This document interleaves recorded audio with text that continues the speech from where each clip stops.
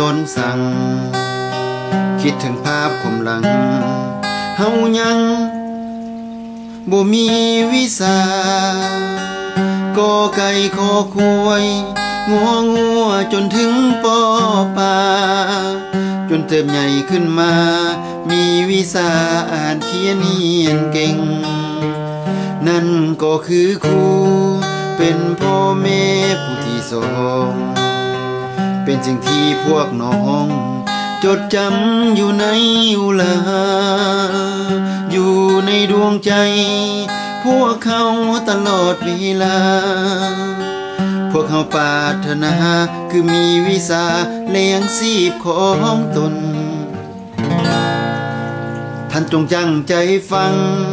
คนที่พาเจ้าหำเฮียนจับมือเจ้าหัดเขียนหำเฮียนแต่น้อยจนใหญ่เจ้าไกลเป็นผู้นำครูเองก็ดีใจถึงเจ้าจะเป็นไผจนจำไว้จงเป็นคนดี7 ตุลามาถึงหมุนเวียนมาอีกครั้งเจ้าจงให้ความหวังให้พลังเด็กครูทุกคน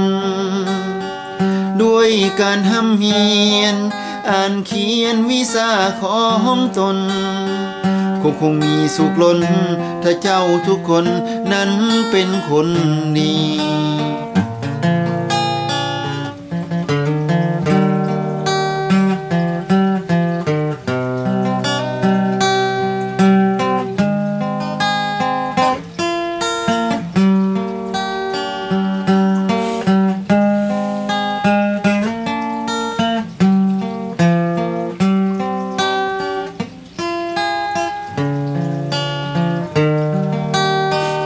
นั่นก็คือครูเป็นพ่อแม่ผู้ที่สองเป็นสิ่งที่พวกน้องจดจำอยู่ในอุลาอยู่ในดวงใจพวกเขาตลอดเวลาพวกเขาปรารถนาคือมีวิสาเลี้ยงชีพของตน